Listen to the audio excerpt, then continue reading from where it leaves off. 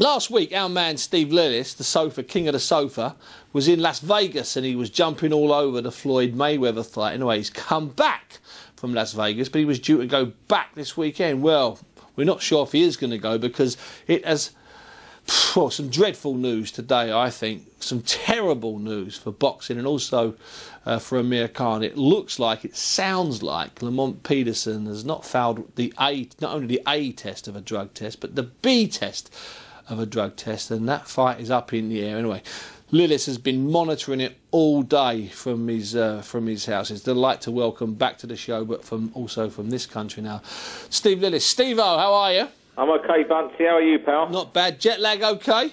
I'm fine, mate. Couple sleeping tablets last night, and I'm bouncing around now. Got yourself somewhere quiet in the house there, putting your head down. Steve, tell me what you know about this situation, because it seems to be getting, if you don't mind me saying so, worse every blimmin' second. Yeah, well, as we speak, Steve, well, as I assume as we speak, because they were talking in this afternoon Nevada time, Peterson's lawyers are on a plane from Washington, D.C. to Las Vegas and are about to get themselves locked in last-ditch talks with the Nevada State Athletic Commission, who will have the final say on the fight in the next, well, anything from overnight tonight to 48 hours is the time span put on it by Golden Boy's Richard Schaefer.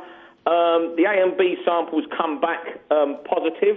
What's bizarre is he was told on the 12th of April, Peterson was told on the 12th of April that the A test was positive for testosterone pellets. Yeah. Nobody told Golden Boy or anyone from Team Khan. He had the option of the B test, which he took.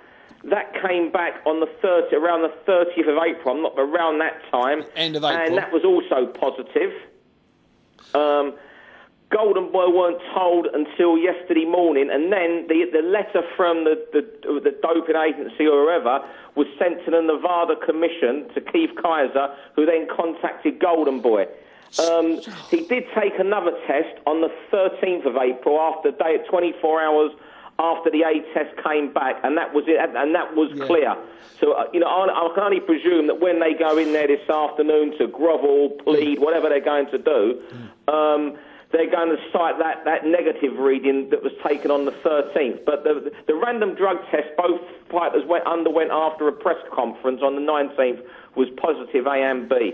And Schaefer is just livid that Golden Boy weren't told. Well, understandably so, because the problem now seems to be that it looks like Khan would be going against the guy who's found 2 drug samples and going against him purely because they can't find anybody that suits and ticks all the boxes. Because I'm assuming HBO would be reluctant to accept an inferior replacement, and I would imagine that Khan and his people would be reluctant to actually turn their back on a fight that's going to make them a nice few quid. It is a pickle. He's still in training, Khan, as if everything's on. But it's just a whole it's just a whole murky cloud, Steve. What I just find beyond belief is that Golden Boy were not told by Peterson's camp on the 12th, because this could have been sorted out. Steve, even if it was going to drag on to prove, you know, it was an accident or the medicine he was taking, they could have at least found Khan an opponent. Yeah.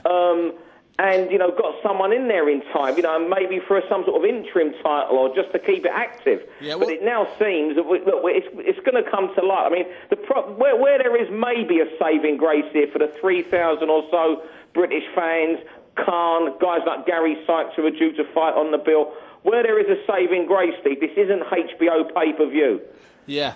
No, so they might let someone go through. I mean, and there was a name being bandied about today, and I don't know how true. It was just one mentioned to me from a contact in Las Vegas early this morning when it broke, that Carson Jones, the welterweight, had been contacted. Yeah, but I'm told that Carson Jones is about to be announced as Kell Brooks' man. I don't want to steal any of anybody's thunder, but that's what I mean. Listen, Steve, I'm going to leave you there because I've got to go through. I've got lots of people still lined up. Keep us informed, and I'll speak to you tomorrow. Thanks very much, Steve Lillis there.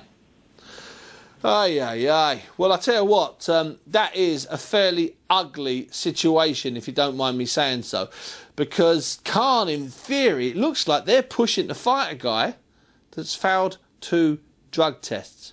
It just makes you wonder, what's the point of having the drug tests if people are afraid of pulling out because there's so much money at stake? What's the point? I mean, you know, if you have a fighter and he's in a big fight, give him as many performance-enhancing drugs as possible, because the guy he's fighting, who's the real cash cow, he won't pull out even if he fails with a drug test, because he'll lose the money. Therefore, what is the point? I think that is particularly tricky, if you don't mind me saying so. Now,